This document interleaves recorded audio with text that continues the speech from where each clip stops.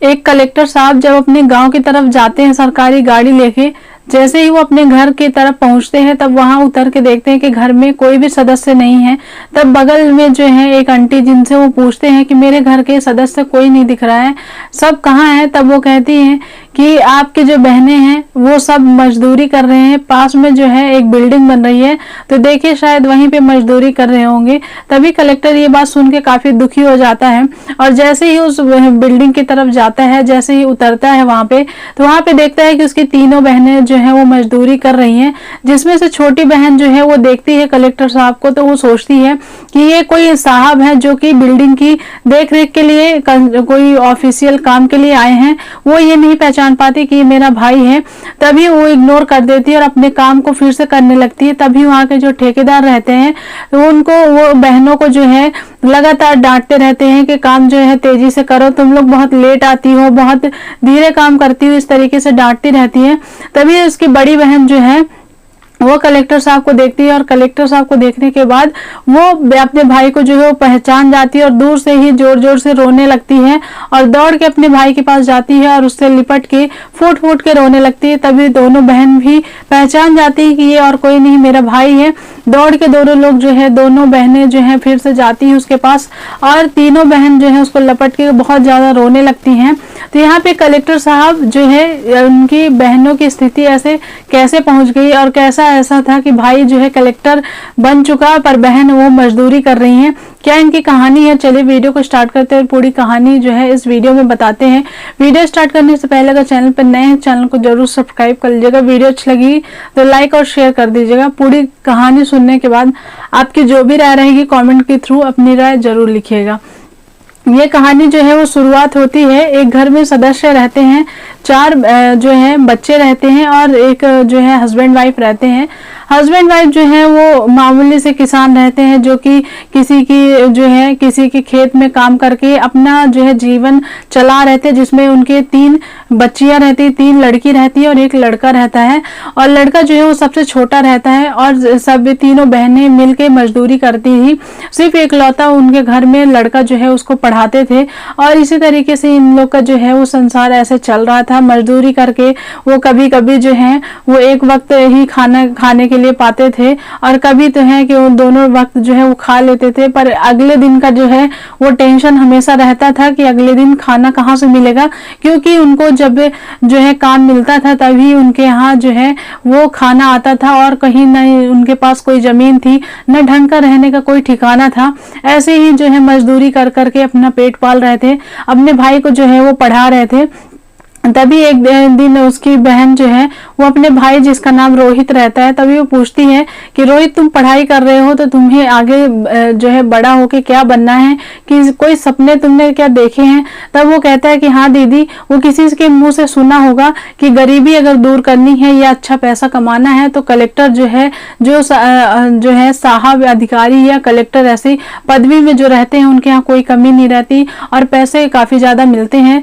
तो ये सुन के जो है रोहित कहता है कि मुझे जो है वो कलेक्टर बनना है, मैं आईएएस की तैयारी करना चाहता हूँ। तब वो 9वीं क्लास में था। तब यहाँ पे जो है उसकी बहन सोचती है कि अगर रोहित आगे चल के पढ़ाई, क्योंकि वो पढ़ने में बहुत तेज था और अच्छा जो है उसको कोई भी चीजें बार बार समझानी नहीं पड़ती थी, उसका आईक्यू लेवल बहुत अच्छा था, सभी गांव वाले उसकी तारीफ करते थे। क्या जो है रोहित ऐसा लगता ही नहीं कि गरीब परिवार से है, उसके ऐसे दिमाग है। ना वो कोई ट्यूशन लेता था क्योंकि उनके पास इतनी पैसे की आमदनी नहीं थी, ना वो कोई ट्यूशन लेता, सिर्फ सरकारी स्कूल में जो है वो पढ़ाई करता था। तो यहाँ पे जब एक दिन उसके बहन जब ये पूछती है तो उसकी बहन सोचती है कि क्यों ना हम रोहित को पढ़ाएं, दिन रात और मेहनत करेंगे और रोहित को पढ़ाएंगे ताकि हमारी रोहित की जो है जिंदगी अगर बन गई, अगर वो बड़ा होकर कुछ अच्छा ऑफिसर बन जाता है तो हमारी भी जिंदगी जो है वो सुधर जाएगी।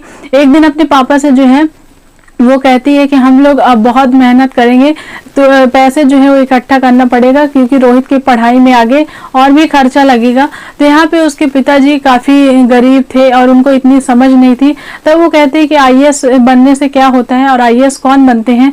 तब वो बताती है कि कलेक्टर की पदवी जो है वो मिलती है और काफी ज्यादा पैसा मिलता है, उसमें जो है घर बंगला सब मिलता है, सारी चीजें मिलती हैं, खुद का जो है एक गाड़ी मिलती है जो कि सरकारी रहती है। सारी चीजें जो जितना भी बड़ी बहन को पता था उसने पापा को बताया उनके। तब यहाँ पे जो है 10वीं जब पहुंच जाता है रोहित, और 10वीं पास करने के बाद अब वो कहता है एक दिन अपने पिताजी को कि अब बताइए मेरे लायक कोई काम है, मैं भी अब मजदूरी करना चाहता हूँ क्योंकि आगे की पढ़ाई तो अब कर नहीं सकता हूँ। तब उसके पिताजी कहते हैं कि नहीं नहीं, मैं तुमको जो है आईएएस बनते हुए देखना चाहता हूँ, ये हम लोग का भी सपना है। तब वो कहता है कि नहीं, उसमें बहुत पैसा लगेगा और उतने पैसे हमारे पास नहीं है। तब उसकी बहन आती है और कहती है कि उसकी टेंशन तुम मत लो, हम कैसे भी करके तुमको पैसे देंगे और तुमको जो है वो पढ़ाई करनी पड़ेगी। तब जो है वो शहर में जाके एडमिशन लेता है कॉलेज में और 3 साल जो है ग्रेजुएशन करता है। ग्रेजुएशन करने के बाद वो पास हो के फिर से आता है गांव में। तब वो कहता है कि आईएएस की तैयारी करने के लिए, उसकी कोचिंग करने के लिए मुझे दिल्ली जाना पड़ेगा, वहां से जो है कोचिंग लेना पड़ेगा। तब उसके सभी सदस्य जो हैं, भाई जो बहनें थी, तीनों बहनों ने और माता पिता ने ये कहा कि तुम जाओ, पैसों की दिक्कत बिल्कुल मत लो, हम जैसे भी तैसे और दिन रात मेहनत करेंगे, पर तुमको जो है वो अफसर बनते हुए देखना चाहते हैं। तब ये बात सुन के रोहित रोने लगता है और उसको कहीं ना कहीं अपनी गरीबी और अपने माता पिता का संघर्ष उसको दिख रहा था, अपनी बहनों का संघर्ष उसको दिख रहा था। तब वो जो है उनकी बहनें और ज्यादा जो है मेहनत करना चालू कर देती थी। कभी कभी ऐसा होता था कि एक टाइम भूखे ही रह के पैसा बचा के जो है रोहित को जब भी दिल्ली में ट्यूशन के लिए, किसी भी चीज के लिए, कॉपी किताब के लिए जब भी उसको पैसे चाहिए रहती थी, वो बिना किसी देरी के उसको पैसे दे देती थी। और इसी तरीके से संघर्ष के दिन जो है वो चल ही रहे थे। तभी यहाँ पे जो है 2 से 3 साल अच्छी कड़ी मेहनत कर रोहित जो है वो कर रहा था। इधर इनकी कंडीशन और बद से बदतर हो रही थी, पर सबको एक आस लगी थी कि रोहित जो है वो ऑफिसर बन जाएगा, तो ये सब गरीबी, ये सब जितनी भी हमने कष्ट झेले हैं वो सारे दूर हो जाएंगे। तभी जो है रोहित कहता है कि अब मेरा जो है पेपर होने वाला है, जिसमें मुझे पहले प्री निकालना पड़ेगा, उसके बाद मेंस निकालना पड़ेगा, उसके बाद इंटरव्यू होगा तो कहीं मेरा सिलेक्शन होगा।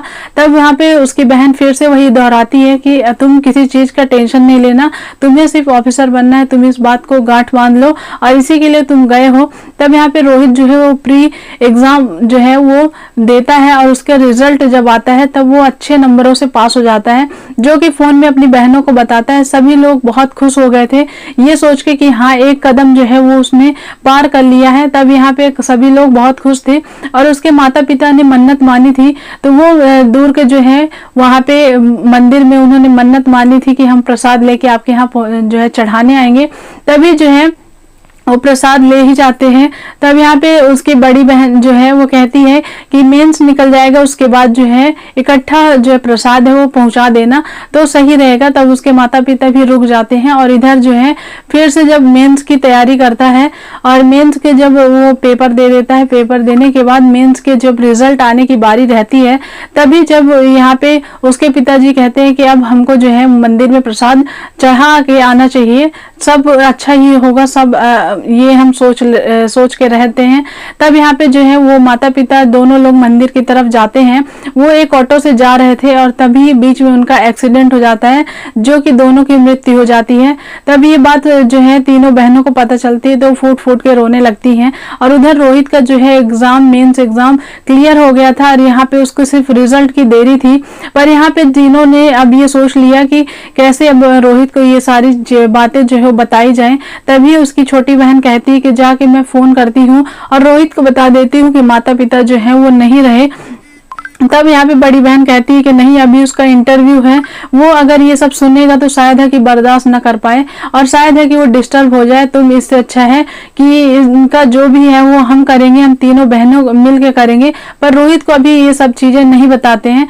तब ये तीनों बहनों ने डिसाइड किया और तीनों ने जो है अपने माता पिता का जो है अंतिम संस्कार किया। काफी उनको दुख था और ये भी सोच रही थी कि रोहित को जब भी पता चलेगा तो उसको कितना धक्का लगेगा। जो है पिताजी का इतना बड़ा सपना था कि रोहित को अफसर बनते हुए देखें, पर इतना इनका जो ये सपना था वो अधूरा ही रह गया। तो रोहित लगातार जो है फोन लगाता बीच बीच में, पर जब भी अपने माता पिता से बात करने की बात कहता था तो उनकी बहनें कोई ना कोई बहाना करके टाल देती थी। कभी कहती कि वो खेत में गए हैं, कभी कहती कि वो सो रहे हैं, अभी बात नहीं करेंगे। ऐसे ऐसे जो है 3 से 4 महीने बीत गए।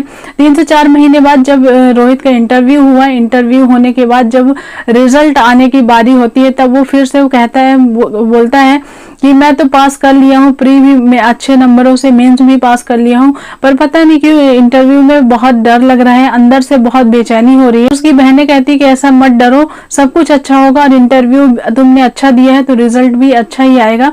तभी जो है 1 महीने बाद फिर से उसका रिजल्ट आता है और उसमें वो इंटरव्यू में अच्छे तरीके से अच्छे नंबरों से वो पास हो जाता है, जिसको देख के वो रिजल्ट को देख के खुद ही जो है डगमगा जाता है और खुद बहुत जोर से कोचिंग में रोने लगता है, क्योंकि संघर्ष उसने किया था और उसको ये समझ में आ रहा था कि अब जो मेरी बहनें और मेरे माता पिता ने जितनी भी मजदूरी की, जितना भी कष्ट झेला है, वो मैं अब सब दूर कर दूंगा। यही सोच के उसने अपनी बहन को फोन लगाया, रोते हुए कहा कि मैं जो है वो IAS ऑफिसर बन गया, मैंने सारे जो एग्जाम थे वो क्लियर कर लिए। ये सुन के तीनों बहन काफी ज्यादा रोने लगती हैं, बहुत सिसक कर रोने लगती हैं। तभी बड़ी बहन जो है वो सच्चाई बताती है रोहित को कहती है कि 6 महीने पहले ही माता पिता का जो है वो प्रसाद चढ़ाने मंदिर गए थे, तभी उनका रोड एक्सीडेंट में देहांत हो गया। उनका सभी क्रियाक्रम जो भी होता है वो सारी चीजें हमने की है। हम तुमको इसके लिए नहीं बताना चाहते थे क्योंकि तुम डिस्टर्ब हो जाओगे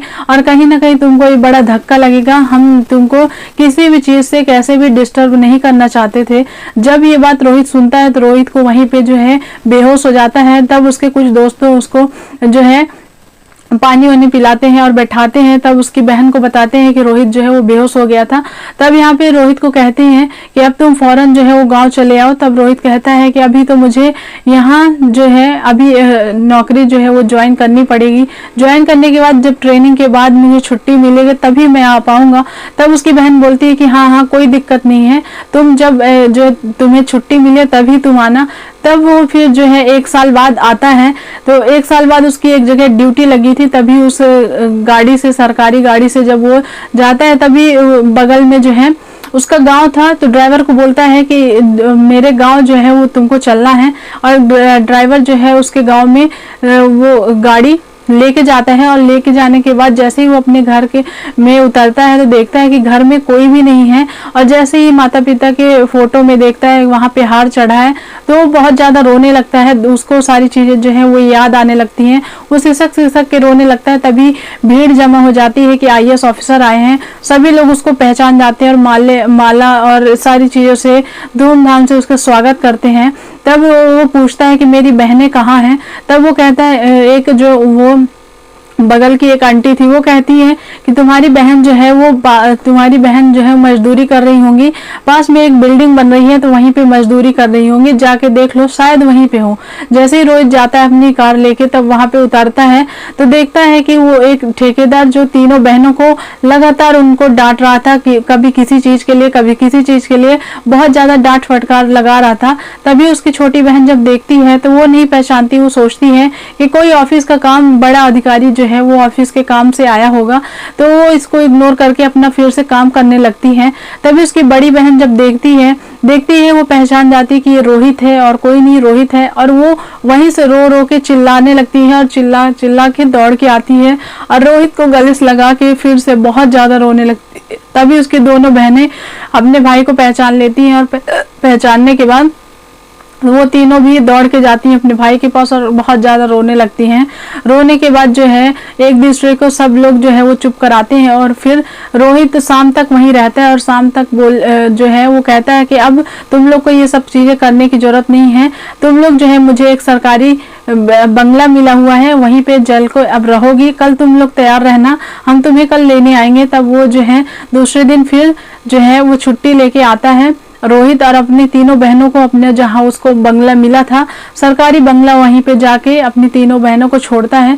फिर धीरे धीरे जो है वो तीनों बहनों की 6 महीने में, किसी की 8 महीने में शादी कर देता है, और इसी तरीके से तीनों बहनों की शादी कर देता है। और आज जो है वो सफल कहीं ना कहीं भाई है, पर उसके मन में आज भी ये जो है छोटी सी ख्वाहिश रह गई। आज भी वो खुद को कोसता है कि इसमें उसकी गलती नहीं थी, पर फिर भी वो खुद को कोसता है कि मैं अपने माता पिता को कोई सुख सुविधाएं नहीं दे पाया, वो कष्ट में थे और कष्ट देखते देखते ही मर गए। ये उसके मन में आज भी मनसा है, खुद को कोसता है। सभी लोग उसको बहुत समझाते हैं पर वो आज भी समझने के लिए इस बात में तैयार नहीं रहता। पर यहाँ पे अपनी बहनों का उसने भला किया और खुद का भी उसने भला किया और इस तरीके से वो अपनी ड्यूटी कर रहा है। जल्द ही कोई अच्छी लड़की मिलेगी तो वो खुद भी अपनी शादी जो है वो कर लेगा।